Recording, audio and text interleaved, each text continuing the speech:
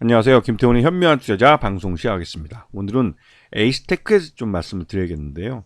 에이스테크가 올 연초에 이재용 삼성그룹 회장, 삼성전자 회장이죠. 전자 회장이 이 통신 장비 쪽에 관련된 연구소를 방문하면서 이 5G뿐만 아니라 6G에 대한 투자를 서두르겠다라고 발표를 하면서 이 통신 장비 쪽을 삼성전자의 그 미래 먹거리로서 확실하게 밀어주겠다는 그런 제스처, 사인을 시장에 보냈습니다. 그래서 통신 장비 업체들이 전반적으로 다 1월 달에 많이 급등을 했죠.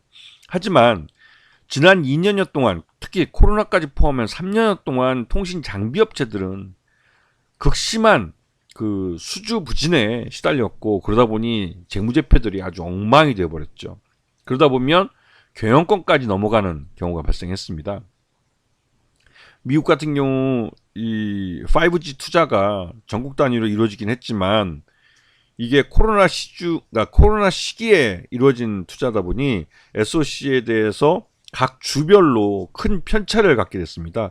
대도시가 발달한 그런 주에는 5G 통신망이 촘촘하게 많이 투자됐지만 중서부 지역이나 남부 지역 같은 시골 지역 그런 때는 이 5G가 제대로 이제 투자가 안 됐죠. 그러다 보니 조 바이든 대통령이 대규모 광대역 인프라 구축에 대한 자금을 420억 달러 배정하면서 본격적으로 전국 단위의 5G 투자가 이루어지고 있는 겁니다. 죄송합니다. 그런데 이러한 미국의 투자를 보고 삼성전자는 통신 장비 쪽에 대한 투자를 늘리겠다라고 사인을 보낸 거고, 특히나 미국이나 주요 이런 선진국들이 5G 투자를 대도시별로 마무리 짓고 6G로 넘어가려고 하고 있기 때문에 우리가 5G를 전 세계에 처음 상용화한 것처럼 6G도 처음 상용화를 할 목적으로 삼성전자가 먼저 대규모 투자를 하겠다고 하는 것이죠.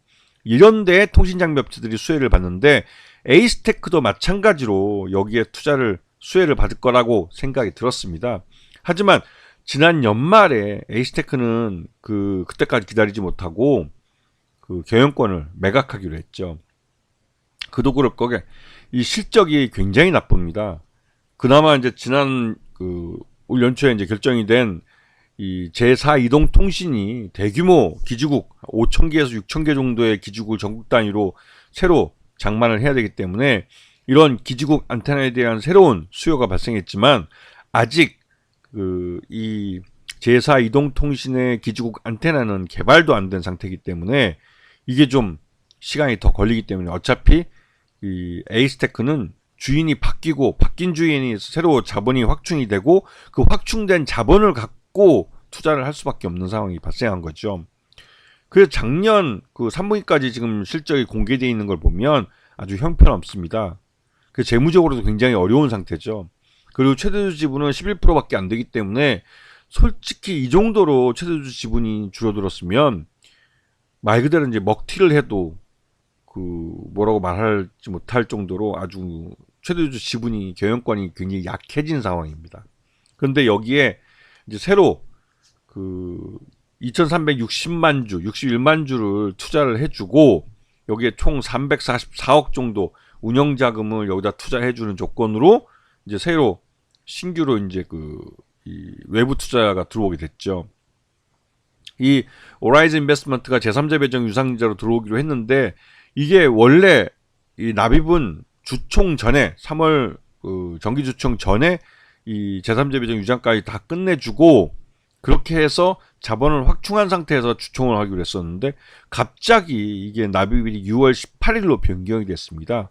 6월 18일은 확실히 정기 주총이 지난 다음에 날짜이기 때문에 이번 정기 주총에서 감사 보고서도 이제 감사 의견 받아서 제출을 해야 되는데 이게 솔직히 지금까지 실적에 대한 부분이 공개되지 않고 하기 때문에 실질적으로 이 외부 감사인과 감사 의견에서 서로 이견이 있는 게 아닐까라는 의구심이 들고 있습니다. 특히나 이 새로운 인수자는 이 실사를 했기 때문에 그 내부 사정을 속속들이 알 텐데 이렇게 닥쳐서 이 납입일을 이 몇 개월 연기를 하는 것은 일반적인 M&A에서 보기 굉장히 어려운 현상이기도 합니다.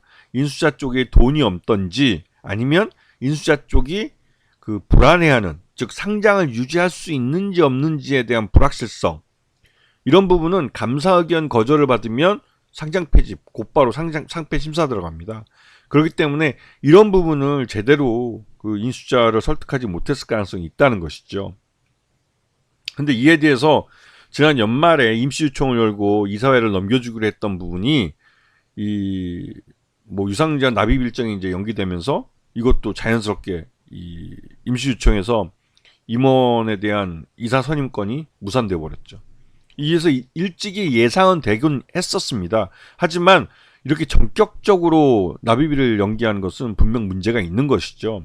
이렇게 되면 실질적으로 지금 4분기 실적이 공개가 안 돼 있는 상태이기 때문에 에이스테크 같은 경우는 이 감사 의견, 외부 감사인의 감사 의견에 대해서 불확실성이 더 커진 상황입니다. 그래서 일단 투자자들이 이러한 불확실성을 회피하기 위해서 일단 던지고 본 거죠.